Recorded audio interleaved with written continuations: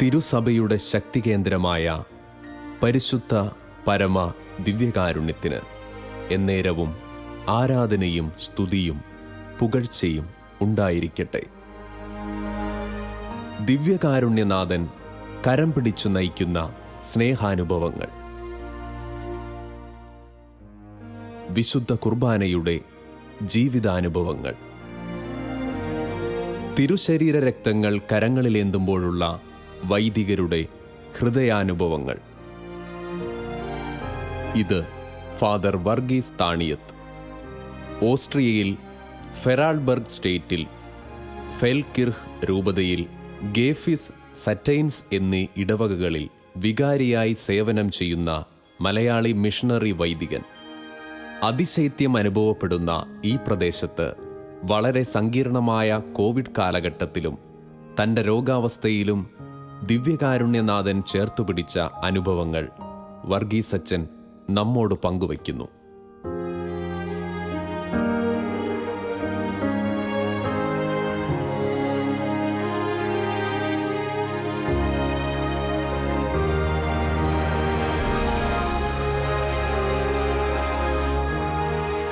Geheimnis des Glaubens, വിശ്വാസത്തിൻ്റെ മഹാരഹസ്യം. അതെ, ദിവ്യബലി വിശ്വാസത്തിൻ്റെ ഒരു മഹാരഹസ്യം തന്നെയാണ്. ഈ വിശ്വാസത്തിൻ്റെ രഹസ്യം പ്രഖ്യാപിക്കുവാൻ, പ്രഘോഷിക്കുവാനായിട്ട് പിതാവായ ദൈവം ഈ അൾത്താറിലേക്ക് എന്നെ വിളിച്ചത് തന്നെ അൾത്താര മധ്യം നടന്ന ഒരു ദിവ്യബലി മധ്യയായിരുന്നു. അന്നൊരു വൈദിക വട്ടം നടക്കുകയാണ് എൻ്റെ ഇടവകയിൽ. ആ വൈദിക വട്ടത്തിൻ്റെ സമയത്ത് പിതാവിൻ്റെ പ്രസംഗം, ആ പ്രസംഗം ആരംഭിച്ചു. അപ്പോൾ ഞാൻ പെട്ടെന്ന് ഉറങ്ങുകയാണ്. ജർമ്മൻ ഭാഷയിൽ പറയാറുണ്ട്, ദ ഹെയർ ഗിഫ്റ്റ് സൈൻ ഇൻ ഗ്ലൗബൻ. പിതാവായ ദൈവം ഒരു വ്യക്തി വിളിക്കുമ്പോൾ അവന് ദീപദാനങ്ങൾ നൽകുന്നത് പലപ്പോഴും ഉറക്കത്തിലാണ്. അതുപോലെ ഞാൻ നിദ്രയിലാണ്ടു. ആ നിദ്രയിൽ ഞാൻ കാണുന്നത് പിതാവ് ആ ഡീക്കനെയല്ല, എന്നെയാണ് അഭിഷേകം ചെയ്യുന്നത്. പിതാവ് എൻ്റെ കരങ്ങൾ അനുഗ്രഹിക്കുകയാണ്, തൈലം പൂശുകയാണ്. അപ്രകാരം ആ തൈലം പൂശിയ കൈകൾ ഞാൻ എൻ്റെ അടുത്തുള്ളവനെ ചുംബിക്കുവാനായി കൊടുക്കുന്നു. അദ്ദേഹം എൻ്റെ കയ്യിൽ പെട്ടെന്ന് തട്ടി. അദ്ദേഹം തട്ടിയപ്പോഴാണ് ഞാൻ പെട്ടെന്ന് ഉറക്കത്തിൽ നിന്നും ഈ സ്വപ്നത്തിൽ നിന്നും ഉണരുന്നത്. അപ്പോൾ ഉണർന്നപ്പോൾ ഞാൻ കേൾക്കുന്നത് വിശ്വാസത്തിൻ്റെ മഹാരഹസ്യം, ജർമ്മൻ ഭാഷയിലെ ഗെഹൈംനിസ് ദെസ് ഗ്ലൗബൻസ്. അത് ഞാൻ അനുഭവിക്കുന്നത്, ഈ സ്വപ്നം കാണുന്നത് തന്നെ എനിക്ക് 7 വയസ്സ് ഉള്ളപ്പോഴാണ്. 7 വയസ്സുകാരൻ്റെ ദൈവത്താൽ വിളിക്കപ്പെട്ട ആ ദൈവവചനം പ്രഘോഷിക്കുവാനായിട്ട്, ഈ വിശ്വാസം പ്രഖ്യാപിക്കുവാനായിട്ട്, അൾത്താരയിൽ ബലി അർപ്പിക്കുവാനായിട്ട് എന്നെ വിളിക്കുന്നത് എൻ്റെ 7ാം വയസ്സിലാണ്. ഞാൻ സെമിനാരിൽ ചേർന്നു, പഠനം ആരംഭിച്ചു. എറണാകുളത്ത് കളമശ്ശേരിയിൽ, അവിടെ നിന്ന് പൂനെയിൽ ഫിലോസഫി ചെയ്തു. ഫിലോസഫി പഠനം കഴിഞ്ഞ് ഉപരിപഠനത്തിന് വേണ്ടി ഞാൻ അങ്ങ് വിദൂരത്തേക്ക് ഓസ്ട്രിയയിൽ ഇൻസ്ബ്രുക്ക് യൂണിവേഴ്സിറ്റിയിൽ പോവുകയാണ്. അവിടെ ചെന്ന് തിയോളജി പഠിച്ചു.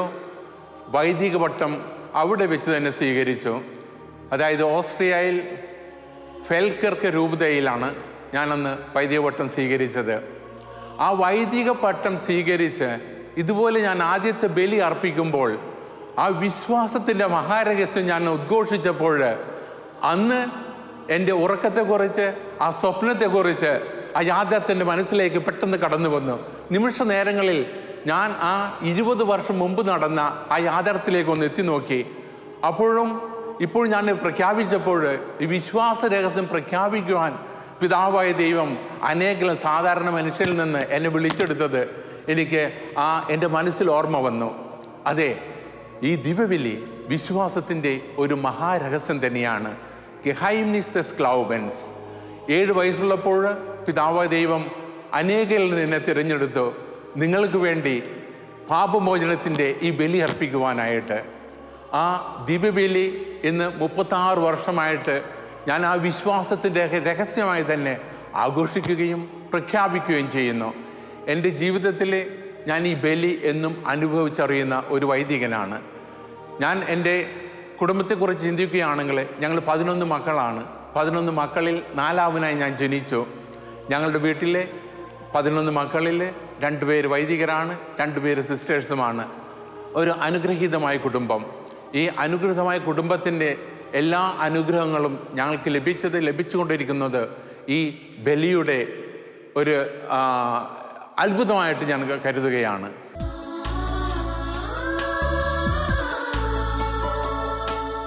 ദിവ്യരഹസ്യങ്ങൾ കൂദാശ ചെയ്തിടും പൂജിതമാമ്പലി വേദീതിൽ ആഗതനാകുന്നു ജീവന്റെ അപ്പമായി ദൈവത്തിൻ നിത്യകുമാരനീശോ. ദിവ്യരഹസ്യങ്ങൾ കൂദാശ ചെയ്തിടും പൂജിതമാമ്പലി വേദീതിൽ ആഗതനാകുന്നു ജീവന്റെ അപ്പമായി ദൈവത്തിൻ നിത്യകുമാരനീശോ. സ്നേഹമുള്ളവരെ, ദിവ്യബലി, പരിശുദ്ധ ബലി വിശ്വാസത്തിൻ്റെ ഒരു മഹാരഹസ്യം തന്നെയാണ്. അത് ഞാൻ എൻ്റെ ജീവിതത്തിൽ പല ഘട്ടങ്ങളായിട്ട് അനുഭവിച്ചറിഞ്ഞവനാണ്. ഞാൻ പറഞ്ഞു, ഞാൻ ഓസ്ട്രിയയിലാണ് പഠിച്ചത്. അവിടെ ചെന്നപ്പോൾ അവരുടെ ഭാഷ എനിക്കറിയില്ല, സംസ്കാരം അറിയില്ല, ഭക്ഷണ രീതി അറിയില്ല. ദൈവം എന്നെ കൈപിടിച്ച് നടത്തുകയായിരുന്നു, എൻ്റെ കൂടെ ഉണ്ടായിരുന്നു. ഞാൻ ഒരിക്കലും തനിച്ചായിരുന്നില്ല. അത് പല ഘട്ടങ്ങളിൽ, ഇന്ന് 36 വർഷത്തെ വൈദിക ജീവിതത്തിൻ്റെ പല ഘട്ടങ്ങളിൽ ഞാൻ അനുഭവിച്ചറിഞ്ഞവനാണ്. പ്രത്യേകിച്ച് ഞാൻ രോഗിയായിരുന്നപ്പോൾ, കൊറോണ സമയത്ത്, പഠന സമയത്ത്, മലമുകളിൽ ചെന്ന് ബലി അർപ്പിക്കുമ്പോഴെല്ലാം ഞാൻ അനുഭവിച്ചറിഞ്ഞു, ദൈവം എന്നെ വിളിച്ചു, ദൈവം എന്നെ കൈപിടിച്ച് എന്നെ നയിക്കുന്നു, ഞാൻ തനിയെയല്ല എന്ന്. I was not alone. ഞാൻ ചെന്നപ്പോൾ എനിക്ക് ഭാഷ അറിഞ്ഞില്ല, ജർമ്മൻ ഭാഷ, അതിൻ്റെ ABCD അറിയില്ല. ആ ബേ സേ ഡേ അത് ഞാൻ ആദ്യമാണ് അവിടെ പഠിക്കുന്നത്. ഭക്ഷണ രീതി, അന്നേരത്തെല്ലാം ഞാൻ ആകെ എനിക്കൊരു ഭയമായിരുന്നു. ഞാനിതെങ്ങനെ ഈ ഭാഷയിൽ തിയോളജി പഠിക്കും? അങ്ങനെ ഇരുന്നപ്പോൾ എന്നും ദിവ്യബലി ഞാൻ പ്രാർത്ഥിക്കുമായിരുന്നു. അപ്പോൾ എനിക്ക് മനസ്സിലായി ദൈവം എന്നെ കൈപിടിച്ച് നടത്തുന്നു എന്നുള്ളത്. അത് ഏതു വിധത്തിൽ ജീവിതത്തിൻ്റെ പല ഘട്ടങ്ങളിൽ എങ്ങനെ അനുഭവിച്ചറിഞ്ഞോ എന്ന് ഞാൻ നിങ്ങൾക്ക് വെളിപ്പെടുത്തി തരുവാൻ ഞാൻ ആഗ്രഹിക്കുകയാണ്.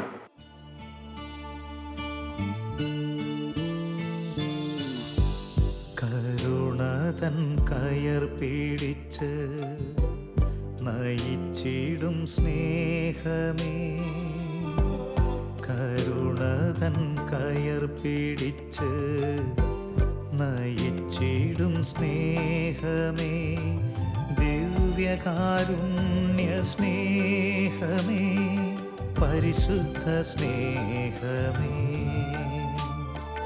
ദിവ്യകാരുണ്യ സ്നേഹമേ, പരിശുദ്ധ സ്നേഹമേ, പരിശുദ്ധ പരമദിവ്യകാരുണ്യമേ, അനന്ത സ്നേഹമേ, പരിശുദ്ധ പരമദിവ്യകാരുണ്യമേ, അനന്ത സ്നേഹമേ.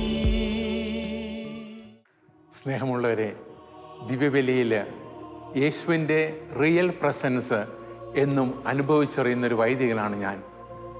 ബലി ആരംഭിക്കുന്നതിന് മുമ്പ് തന്നെ സങ്കീർത്തനത്തിൽ ക്രൂശിത രൂപമുണ്ട്. ആ ക്രൂശിത രൂപം ഞാൻ സ്പർശിക്കും, ദ ഹൈ ടച്ച്. അപ്പോൾ എൻ്റെ കൈകൾ വിറക്കുവാൻ തുടങ്ങും. ദൈവത്തിൻ്റെ ഒരു പ്രത്യേക ശക്തി എൻ്റെ ഹൃദയത്തിലേക്ക് കടന്നു വരുന്നത് ഞാൻ അനുഭവിച്ചറിയുന്നു.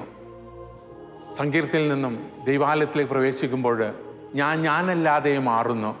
അത് ഞാൻ അറിയുന്നുണ്ട്. അൾത്താരയിലേക്ക് വന്ന് അൾത്താര ചുംബിക്കുമ്പോൾ ദ കിസ് ഓഫ് ഗോഡ്, ദൈവം എന്നെ ചുംബിക്കുന്നു, ഞാൻ ദൈവത്തെ ചുംബിക്കുന്നു. ആ ഒരു അനുഭവമാണ്. ഞാൻ എന്നെ തന്നെ എന്നേക്കും മറക്കുന്നു. പിന്നെ ബലി അർപ്പിക്കുന്നത് ഞാനല്ല. ആ അവബോധം എല്ലാ ബലിയിലും ഞാൻ അനുഭവിച്ചറിയുന്നു. പ്രത്യേകിച്ച് സ്തോത്രയാഗ പ്രാർത്ഥനയുടെ ഇടയ്ക്ക് എൻ്റെ കൈകൾ വിറയ്ക്കാറുണ്ട്.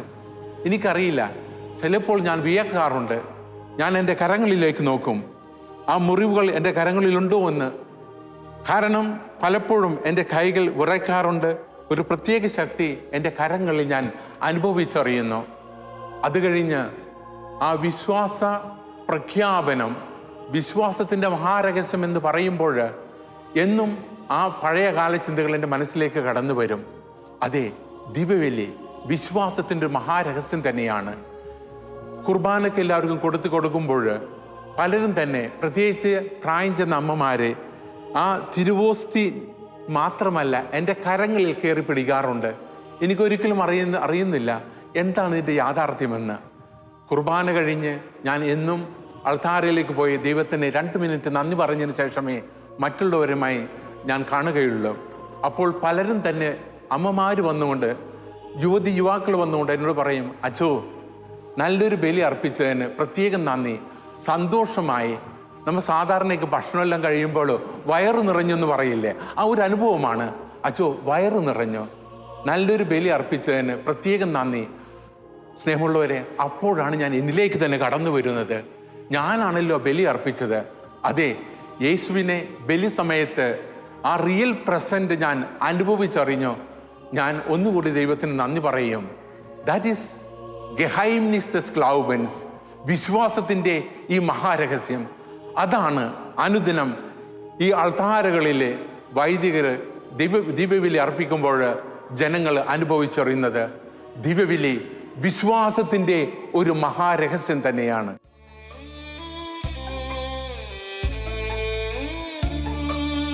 ആത്മീയ ജീവന്റെ അപ്പമായി, നിത്യമാം ജീവന്റെ ഭോജ്യമായി ആഗതനാകുന്നു യേശുനാഥൻ, ദിവ്യകാരുണ്യ സ്വരൂപനായി.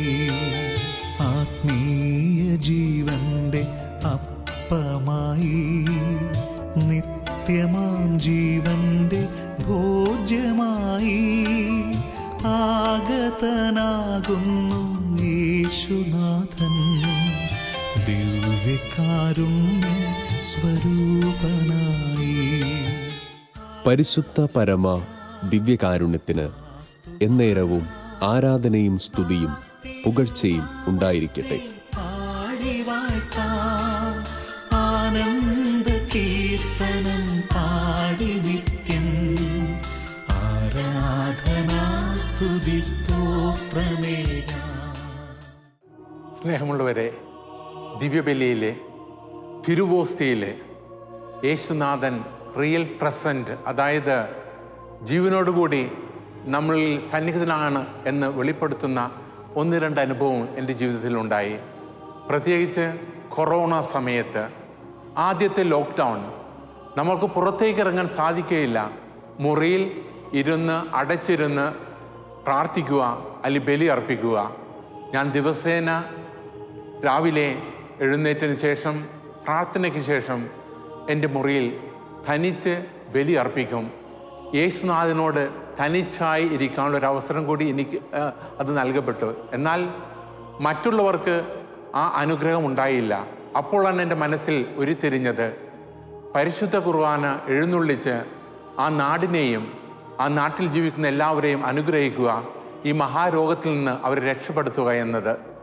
ദിവ്യബലിക്ക് ശേഷവും ഞാൻ എന്നും പരിശുദ്ധ കുർബാന എഴുന്നള്ളിച്ച് ഞങ്ങളുടെ പള്ളിയുടെ പുറത്തേക്ക്, പള്ളിമുറ്റത്തേക്ക് വരും. വലിയൊരു റോഡ് അതിലെ കടന്നു പോകുന്നു. അവിടെ നിന്നുകൊണ്ട് 4 ദശകളെയും ഞാൻ അരളിക്ക് എടുത്തുകൊണ്ട് അവരെ അനുഗ്രഹിക്കാറുണ്ടായിരുന്നു. ഈ മഹാരോഗത്തിൽ നിന്ന് ഞങ്ങളുടെ നാടിനെയും ഇവിടെ വസിക്കുന്ന എല്ലാവരെയും അനുഗ്രഹിക്കണമെന്ന്. ഒരിക്കൽ ഒരു പോലീസ് വണ്ടി ഇതിലെ കടന്നു വന്നു. അവരെന്നെ കണ്ടപ്പോൾ വണ്ടിയിൽ നിന്ന് ഇറങ്ങി മുട്ടുകുത്തി നിന്നുകൊണ്ട് ആ ആശീർവാദം സ്വീകരിച്ചു. അപ്പോൾ തന്നെ 2 വ്യക്തികൾ എൻ്റെ ലെഫ്റ്റ് സൈഡിലൂടെ കടന്നു പോകുന്നുണ്ടായിരുന്നു. അതിൽ ഒരു വ്യക്തി ഇപ്രകാരം ചോദിച്ചു, നുട്സ് ദാസ് ഹിൽഫ് ദാസ്, അതായത് ഇതുകൊണ്ട് എന്തെങ്കിലും ഉണ്ടാകുമോ എന്ന് ചോദിച്ചു. പ്രിയമുള്ളവരെ, ഏതാനും ദിവസങ്ങൾക്ക് ശേഷം അവിടെ കുട്ടികൾക്ക് വേണ്ടിയുള്ള ഒരു ടെന്നീസ് ടൂർണമെൻറ്റ് നടക്കുകയാണ്. ആ കോർട്ടിന് മുകളിൽ കൂടി റെയിൽവേക്ക് വേണ്ടിയുള്ള അതിശക്തമായ ഇലക്ട്രിക് ലൈൻ കടന്നു പോകുന്നുണ്ട്. പെട്ടെന്ന് അത് പൊട്ടി ആ കമ്പിവേലിയിൽ വീഴുകയാണ്. 10-12 കോർട്ടിന് ചുറ്റുമുള്ള കമ്പിവേലിയിൽ. അത് ആ ഇലക്ട്രിക് കമ്പി പൊട്ടി വീണപ്പോൾ കമ്പി വേലി കത്തുവാൻ തുടങ്ങി. നമ്മൾക്ക് വെടിക്കെട്ടിൻ്റെ സമയത്ത് പുക വരുന്നപോലെ പുകയും ഭയങ്കര ഒരു ഭീകരമായ സ്വരവും അപ്പോൾ പുറപ്പെട്ടു. എല്ലാവരും ഭയവികലരായി. അപ്പോൾ അത് നിയന്ത്രിക്കുന്ന വ്യക്തി പറഞ്ഞു, ആരും അനങ്ങിപ്പോകരുത്, കാരണം 2 ദിവസം മഴ പെയ്തിരുന്നു, നനഞ്ഞു കിടക്കുകയാണ്. കോർട്ടിൽ നിന്ന് പുറത്തിറങ്ങിയാൽ ഷോക്കേറ്റിൽ ആരും മരിക്കും. അത് തന്നെയല്ല, എല്ലാ കുട്ടികളും അവരെ സുരക്ഷിത സ്ഥാനത്തേക്ക് പോകണമെങ്കിൽ ഈ കമ്പി വലി കടന്നു പോകണം. പക്ഷേ അതിൽ നിന്ന് കത്തുകയായിരുന്നു. കുട്ടികൾ ഓടിയിരുന്നെങ്കിൽ പലരും മരിക്കുമായിരുന്നു. ആ അപകടത്തിൽ നിന്ന് കുട്ടികളെ എല്ലാവരും രക്ഷപ്പെട്ടു. വൈകിട്ട് അതിൻ്റെ പ്രസിഡന്റ്, അതായത് ടെന്നീസ് ക്ലബിൻ്റെ പ്രസിഡന്റ് വന്ന് എന്നോട് പറയുകയാണ്, അച്ഛോ അച്ഛൻ അറിഞ്ഞു കാണുമല്ലോ അവിടെ സംഭവിച്ചത്. ഞാൻ പറഞ്ഞു, ഞാൻ റേഡിയോയിലൂടെ TV-യിലൂടെ അത് അറിഞ്ഞോ? അച്ഛോ, അച്ഛൻ എല്ലാ ദിവസവും ഇവിടെ നിന്ന് ഞങ്ങളെയെല്ലാം അനുഗ്രഹിക്കുന്നത് ഞാൻ 1-2 പ്രാവശ്യം കണ്ടതാണ്. അച്ഛൻ്റെ ആ അനുഗ്രഹമാണ്, പരിശുദ്ധ കുർബാനയുടെ ഒരു ഭയങ്കര ശക്തിയാണ്, അത്ഭുതമാണ് ഇന്ന് നടന്നത്. അല്ലെങ്കിൽ പലരും അവർ മരിക്കുമായിരുന്നു. അതേ, ദിവ്യനാഥൻ നമ്മോടൊപ്പം കൂടെയുണ്ട്.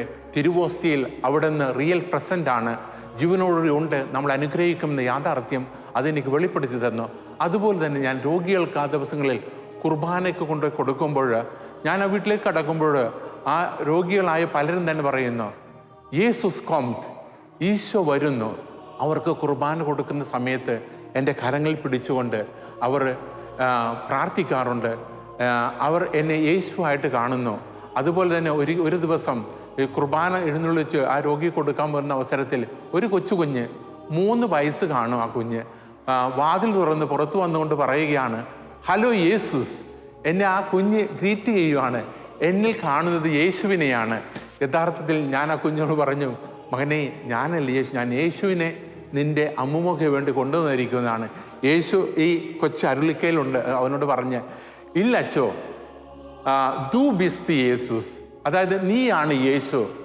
അതെ, അത് വിശ്വാസത്തിൻ്റെ ഒരു മഹാരഹസ്യം തന്നെയാണ്.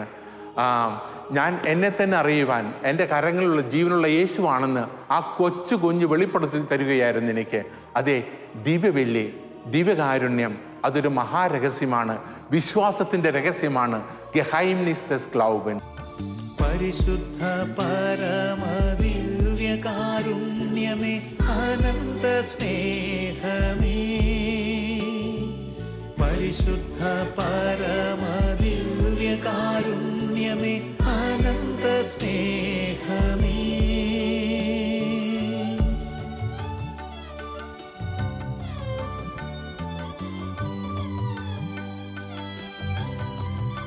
പരിശുദ്ധ പരമദിവ്യകാരുണ്യമേ, അനന്ത സ്നേഹമേ, പരിശുദ്ധ പരമദിവ്യകാരുണ്യമേ, അനന്ത സ്നേഹമേ. സ്നേഹമുള്ളവരെ, എന്നെ അറിയുന്ന ഒത്തിരി പേർക്ക് എൻ്റെ സോഷ്യൽ പ്രൊജക്റ്റായ തലചായ്ക്കാൻ ഒരിടം എന്ന പദ്ധതിയെക്കുറിച്ച് അറിയാം. ഇത് ആരംഭിക്കുവാൻ എനിക്ക് പ്രചോദനം നൽകിയത് ഒരു ദിവ്യബലിയായിരുന്നു. ദിവ്യബലിയിൽ അന്നത്തെ സുവിശേഷം തന്നെ, എനിക്ക് വിശന്ന് നിങ്ങൾ ഭക്ഷണം നൽകി, എനിക്ക് ദാഹിച്ചു നിങ്ങൾ ദാഹജലം നൽകി, എനിക്ക് പാർപ്പിടമില്ലാതെ നിങ്ങൾക്ക് പാർപ്പിടം നൽകി, ഞാൻ രോഗിയായിരുന്നു നിങ്ങൾ എന്നെ സന്ദർശിച്ചു. ദിവ്യബലി കഴിഞ്ഞ് ഞാൻ അല്പസമയം ധ്യാനിച്ചപ്പോൾ എൻ്റെ മനസ്സിൽ ഉരുത്തിരിഞ്ഞൊരു യാഥാർത്ഥ്യമുണ്ട്, നീ പ്രസംഗിച്ചത് ജീവിതത്തിൽ പ്രാവർത്തികമാക്കുക. അപ്പോഴാണ് ഈ പദ്ധതിയെക്കുറിച്ചുള്ള ആരംഭം കുറിക്കുന്നത്. അതായത് വിശക്കുന്നവന് ഭക്ഷണം, ദാഹിക്കുന്നവന് ദാഹജലം, പാർപ്പിടമില്ലാത്തവർക്ക് പാർപ്പിടം ഉണ്ടാക്കി കൊടുക്കുക. ഞാനിത് കഴിഞ്ഞ് വീട്ടിൽ നിന്ന് ഒരു ദിവസം ഭക്ഷണം കഴിക്കാൻ ഉച്ചയ്ക്ക് വന്നു. അപ്പോൾ ഒരു പാവപ്പെട്ട സ്ത്രീ 3 കുഞ്ഞുങ്ങൾ ഒരുമിച്ച് എൻ്റെ അടുക്കൽ വന്നുകൊണ്ട് പറഞ്ഞു, അച്ചോ, ഞങ്ങൾക്ക് വസിക്കാനൊരു ഭവനമില്ല, 2-3 ദിവസമായി ഭക്ഷണം കഴിച്ചിട്ട്. ഇവരുടെ അവസ്ഥ കണ്ടപ്പോൾ എൻ്റെ മനസ്സലിഞ്ഞു. കാരണം ഞാൻ 6 വർഷക്കാലം യൂറോപ്പിൽ അനുഭവിച്ച ആ സ്നേഹവും സഹകരണവും, എന്നെ അറിയാത്തവരെ, എന്നെ കണ്ടിട്ടില്ലാത്തവർ എന്നെ സ്വന്തം മകനെ പോലെ സ്വീകരിച്ച് എനിക്ക് പഠിക്കാനുള്ള എല്ലാ അവസരങ്ങളും ഒരുക്കി തന്ന്, എനിക്കവർ തലയായിക്കൊരു ഇടം തന്നു, ഭക്ഷണം തന്നു, ദാഹജലം നൽകി. എൻ്റെ മനസ്സ് പറഞ്ഞു, നീ ഇവർക്കൊരു ഭവനം പണിതു കൊടുക്കുക. ഞാനും ഇവരോട് പറഞ്ഞു, നിങ്ങൾക്ക് ഞാനൊരു ഭവനം പണിത് തരാം. വൈകിട്ട് വീട്ടിൽ ചെന്നപ്പോഴാണ് ഞാൻ ചിന്തിക്കുന്നത്, അവർക്ക് വാഗ്ദാനം നൽകുമല്ലോ, പൈസ എവിടെ നിന്നാണ് ഭവനം പണിയാനായിട്ട്. അപ്പോഴാണ് ഞാനവിടെ പഠിച്ചപ്പോൾ ഇടയ്ക്ക് ഒഴിവ് സമയത്ത് എന്തെങ്കിലും ജോലി ചെയ്യുമായിരുന്നു. അതോടൊപ്പം തന്നെ പഠനശേഷം വൈദ്യവട്ടം സ്വീകരിച്ചപ്പോൾ ഒത്തിരി സമ്മാനങ്ങൾ നൽകി. എല്ലാ തുകയും കൂടി എൻ്റെ അടുത്ത് 75,000 രൂപ ഉണ്ടായിരുന്നു. ഞാനിവിടെ വന്നപ്പോൾ സത്യത്തിൽ എല്ലാ കൊച്ചന്മാരും ചെയ്യാറുള്ളത് പോലെ നല്ലൊരു ബൈക്ക് വാങ്ങിക്കണം എന്നതായിരുന്നു. ഞാൻ ബൈക്ക് ഓർഡർ ചെയ്തു. അപ്പോഴാണ് എൻ്റെ മനസ്സിൽ തിരിഞ്ഞത്, ബൈക്കിനുള്ള പൈസയുണ്ടല്ലോ, പിറ്റേ ദിവസം ബൈക്ക് വേണ്ട എന്ന് ഞാനത് ക്യാൻസൽ ചെയ്തുകൊണ്ട് ആ പൈസ കൊണ്ട് അതിൽ നിന്ന് 50,000 രൂപ കൊടുത്തു അവർക്കൊരു നല്ലൊരു ഭവനം പണിത് കൊടുത്തു. അത് പെട്ടെന്നൊരു കാട്ടുതീ പോലെ പരന്നു. പിറ്റേ ദിവസം നിങ്ങൾക്കറിയാമോ, യൂറോപ്പിൽ നിന്നും അച്ഛൻ്റെ അടുത്ത് ഒത്തിരി പൈസ കൊണ്ട് ഒരാൾക്ക് വീട് പണിത് കൊടുത്തു. 10-30 പേര് അപേക്ഷയായിട്ട് വന്നു. അങ്ങനെ ഞാൻ 3 വർഷം കഴിഞ്ഞ് അവിടെ ചെന്ന് വീണ്ടും പള്ളിയിൽ പ്രസംഗിച്ചു. എന്തെങ്കിലും നന്മ ചെയ്യാൻ എൻ്റെ അപ്പൻ എന്നോട് പറഞ്ഞു, മകനെ എന്തെങ്കിലും നന്മ ചെയ്യാൻ ആഗ്രഹിക്കുന്നെങ്കിൽ ഭവനമില്ലാത്തൊരു ഭവനം പണിത് കൊടുക്കുക. ഒരു ദിവ്യബലി മധ്യേ ഞാൻ എൻ്റെ ഈ ആഗ്രഹം പ്രകടിപ്പിച്ചു. പലരും സംഭാവനയായിട്ട് വന്നു. അത് 1995 ഇന്ന് ഏതാണ്ട് 20-25 വർഷങ്ങൾ പിന്നിട്ടു. നമ്മളെ കണ്ടിട്ടില്ലാത്ത ആ നല്ല മനസ്സുള്ളവരുടെ സഹായ സഹകരണങ്ങൾ കൊണ്ട് 10 വീട് പണിയാൻ ഞാൻ ആഗ്രഹിച്ചുവെങ്കിൽ ഇന്ന് ഏതാണ്ട് 1900 ഭവനങ്ങൾ, ഏതാണ്ട് 15,000 പേർക്ക് നല്ലൊരു ഭവനം പണിത് കൊടുക്കാൻ, തലചായ്ക്കാൻ ഒരിടം ഉണ്ടാക്കി കൊടുക്കാൻ സാധിച്ചു. അതിനുള്ള അനുഗ്രഹം, അതിനുള്ള ചിന്ത എൻ്റെ മനസ്സിലേക്ക് കടത്തി വന്നത് ഒരു ദിവ്യബലി മധ്യയായിരുന്നു. അപ്പോൾ ഞാൻ ഈ വീടുകൾ പണിത് കൊടുക്കുമ്പോഴെല്ലാം എന്തൊരു പ്രത്യേക ഒരു ഓഫർ, ഒരു ബലി അർപ്പിച്ചതിന് ആ സന്തോഷമാണ്. ആ ഭവനം പണിത് അവർക്ക് ആശീർവദിച്ച് കൊടുത്തു കഴിയുമ്പോൾ, ഈ ഭവനെല്ലാം പണിത് ആശീർവദിച്ചതിന് ശേഷം ഞാൻ അവിടെ ചെന്നിട്ട് ഈ ഭവന നിർമ്മാണത്തിന് സഹായിച്ച എല്ലാവരെയും കൂടി ഒരുമിച്ച് കൂട്ടും ദിവ്യബലിക്ക് വേണ്ടി. അവിടെ വെച്ച് നന്ദി അർപ്പിച്ചുകൊണ്ടൊരു താങ്ക്സ് ഗിവിങ് ബലി അർപ്പിച്ചുകൊണ്ട് എല്ലാത്തിനും ദൈവം നൽകിയ അനുഗ്രഹങ്ങൾക്ക് നന്ദി പറയുമായിരുന്നു. അതെ, ഈ ദിവ്യബലി എന്നത് ഒരു മഹാരഹസ്യം തന്നെയാണ്. ആ രഹസ്യത്തിൻ്റെ യാഥാർത്ഥ്യം വെളിപ്പെടുത്തി തരുന്നതാണ് ഇന്ന് 10-15,000 പേർക്ക് തലചായ്ക്കാൻ ഒരിടം ഉണ്ടാക്കി കൊടുക്കാൻ സാധിച്ചത്. ഇതിനുള്ള പലപ്പോഴും പല പ്രതിബന്ധങ്ങളുണ്ട്, പ്രയാസങ്ങളുണ്ട്, ബുദ്ധിമുട്ടുകളുണ്ട്. പക്ഷേ ഇതിനെല്ലാം എനിക്ക് ശക്തി ലഭിക്കുന്നത്, എൻ്റെ സഹോദരൻ ഫ്രാൻസിസിന് ഞങ്ങൾക്ക് ശക്തി നൽകുന്നത് ഈ ദിവ്യബലിയാണ്. ഈ ദിവ്യബലിയിൽ കിട്ടുന്ന അനുഗ്രഹം, ഞാൻ ദൈവത്തിൻ്റെ കാര്യങ്ങൾ വെറും ഒരു ഉപകരണമാണ്. എനിക്ക് നൽകിയ ആ ദാനങ്ങൾ, നന്മകൾ ഞാൻ മറ്റുള്ളവർക്ക് നന്മ ചെയ്യാൻ ഉപകരിക്കുന്നു. അപ്രകാരം എനിക്ക് ഇത്രയേറെ നന്മ ചെയ്യുവാൻ ഈ ബലിയിൽ നിന്നും ശക്തി ലഭിക്കുന്നു. അതെ, ഈ ദിവ്യബലി എന്നത് ഒരു മഹാരഹസ്യം തന്നെയാണ്, വിശ്വാസത്തിൻ്റെ രഹസ്യം.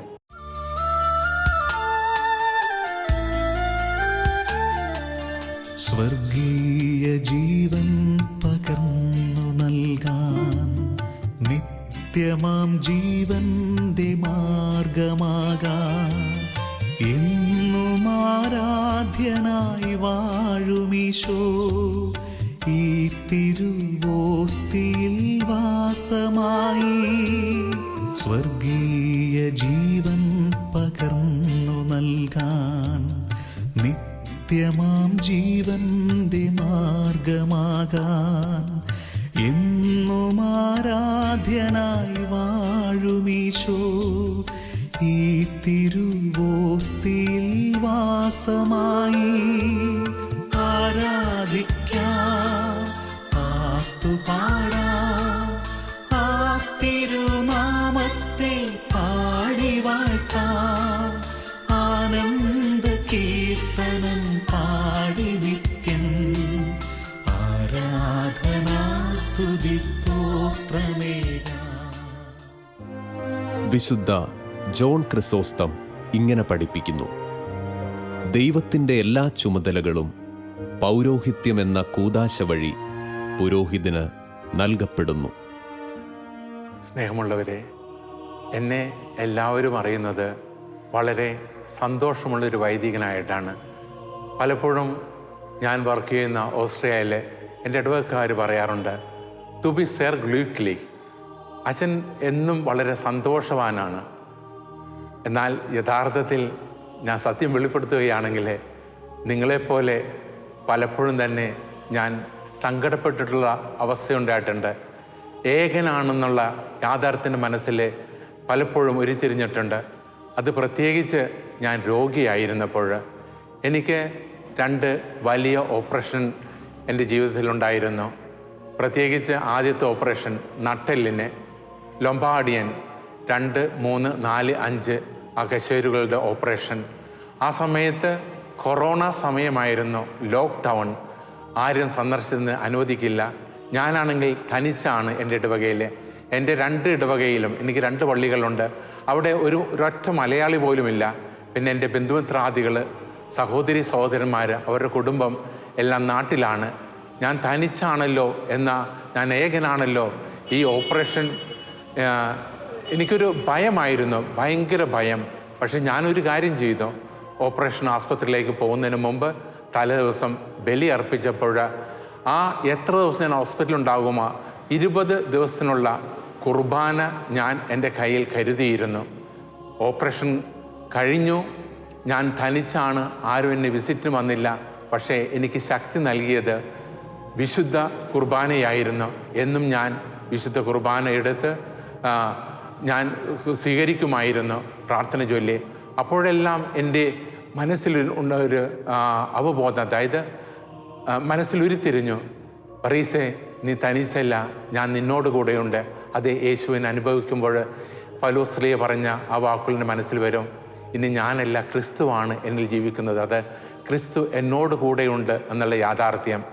രണ്ടാമത്തെ വീണ്ടും ഒരു മാനുഷികമായ ചിന്തനിൽ കടന്നു വന്നത്, നട്ടെല്ലിൻ്റെ ഓപ്പറേഷൻ കഴിഞ്ഞിട്ട് 90 ദിവസം കഴിഞ്ഞപ്പോൾ എനിക്കൊരു അറ്റാക്ക് വന്നു. ഒരു മേജർ അറ്റാക്കായിരുന്നു. എനിക്ക് 5 സ്റ്റെൻറ്റുകൾ കിട്ടി. അത് കഴിഞ്ഞിട്ടും, അതും ലോക്ക്ഡൗണിൻ്റെ സമയത്ത്, ആരും ഉണ്ടായിരുന്നില്ല അടുത്ത്. എൻ്റെ മനസ്സിൽ ഭയങ്കര ഒരു ഭയമായിരുന്നു. ആ ഭയം കൂടുതൽ വന്നത് ഓപ്പറേഷൻ കഴിഞ്ഞ് 5 സ്റ്റെൻറ്റ് കിട്ടി. പിറ്റേ ദിവസം ചീഫ് ഫിസിഷ്യനും എൻ്റെ അടുത്ത് കൊണ്ട് പറഞ്ഞു, അച്ഛൻ ഒരു യാഥാർത്ഥ്യം ഞങ്ങൾക്ക് മനസ്സിലാക്കി തന്നു. വൈദികരുടെ കൂടെ 1 അല്ല 2 അല്ല, ഏതാനും മാലാഖമാർ, കാവൽ മാലാഖമാർ കൂടുതലുണ്ട്. കാരണം അച്ഛൻ്റെ അറ്റാക്ക് ഒരു മേജർ അറ്റാക്കായിരുന്നു. അതായത് ബാക്കിൽ 2 ശുദ്ധമായ രക്തം വരുന്ന 2 കുഴലുകളും കംപ്ലീറ്റ് അടഞ്ഞു പോയിരുന്നു. അതുതന്നെയല്ല, ഈ ഓപ്പറേഷൻ്റെ സമയത്ത് തന്നെ വീണ്ടും ഒരു അറ്റാക്ക് വന്നു. സാധാരണ ആരും രക്ഷപ്പെടാറില്ല, അച്ഛൻ രക്ഷപ്പെട്ടു. അത് വലിയൊരു അത്ഭുതമായിരുന്നു, ദൈവത്തിൻ്റെ അനുഗ്രഹം. അത് പറഞ്ഞപ്പോൾ എനിക്ക് ഭയമായി, ആരും എൻ്റെ അടുത്തില്ല, ഇനി എന്തെങ്കിലും സംഭവിക്കുമോ എന്ന്. പക്ഷേ അന്ന് വൈകിട്ട് കുർബാന സ്വീകരിച്ചപ്പോഴും വീണ്ടും ആ അനുഭവം വന്നു. പറീസ് നീ തനിച്ചല്ല, ഞാൻ നിന്നോട് കൂടെയുണ്ട്. അതെ, യേശു എന്നിൽ ജീവിക്കുന്നു, എൻ്റെ കൂടെയുണ്ട്. പലപ്പോഴും തന്നെ എൻ്റെ സഹോദരി സഹോദരന്മാർ, ഞാൻ പിന്നീടാണ് അറിഞ്ഞത്, പലരെയും വിളിച്ചുകൊണ്ട് പറഞ്ഞു, ഞങ്ങൾക്ക് ഒത്തിരി സങ്കടമുണ്ട്, ഞങ്ങളുടെ സഹോദരൻ അച്ഛൻ ഒത്തിരി പേർക്ക് വേണ്ടി ജീവിക്കുന്നു. പക്ഷേ ഈ ഓപ്പറേഷൻ്റെ സമയത്ത് അച്ഛൻ്റെ അടുത്ത് ആയിരിക്കാൻ ഞങ്ങൾക്ക് സാധിക്കുന്നില്ല. എല്ലാവരും അറിയുന്നവരെയും അറിയാത്തവരെല്ലാവരും വിളിച്ചു പ്രാർത്ഥന യാചിച്ചു. ഈ പ്രാർത്ഥനയുടെ ഫലം ഞാൻ അനുഭവിച്ചറിഞ്ഞ് എൻ്റെ സഹോദരൻ തന്നെ, പ്രത്യേകിച്ച് ഫ്രാൻസിസ് വൈദികനാണ്, അച്ഛൻ ICUയിലായിരുന്നു. അച്ഛന് കൊറോണ ബാധിച്ച് ICUയിൽ, അതായത് ജീവിതമായിട്ട് മല്ലടിക്കുന്ന ഒരു അവസ്ഥ. ആ അച്ഛൻ തന്നെ കൂട്ടുകാരായ വൈദികരെയും അറിയാവുന്ന കൂട്ടെല്ലാം വിളിച്ചുകൊണ്ട് എനിക്ക് വേണ്ടി പ്രാർത്ഥിക്കാൻ പറഞ്ഞു. അതെ, ആ പ്രാർത്ഥനയുടെ ഫലമാണ് ഞാനിന്ന് അൾത്താരയിൽ നിൽക്കുന്നതും എന്നും ബലി അർപ്പിക്കുവാനായിട്ട്, നിങ്ങൾക്ക് ഏവർക്കും വേണ്ടി ബലി അർപ്പിക്കുവാൻ, ആ വിശുദ്ധ ബലി, ഈ വിശ്വാസത്തിൻ്റെ മഹാരഹസ്യം അർപ്പിക്കുവാനും ആഘോഷിക്കുവാനും എന്നെ പ്രാപ്തനാക്കുന്നത് ഈ ബലിയാണ്. ഈ ദിവ്യബലി വിശ്വാസത്തിൻ്റെ ഒരു മഹാരഹസ്യം തന്നെയാണ്. അത് എൻ്റെ ജീവിതത്തിലെ 36 വർഷക്കാലം ഞാൻ എന്നും ജീവിച്ചനുഭവിച്ചറിയുന്ന ഒരു യാഥാർത്ഥ്യം, ഗെഹൈംനിസ് des Glaubens, വിശ്വാസത്തിൻ്റെ ഈ മഹാരഹസ്യം. Ipsum et cum ipso et in ipso est tibi Deo Patri omnipotenti in unitate Spiritus Sancti omnis honor et gloria per omnia saecula saeculorum.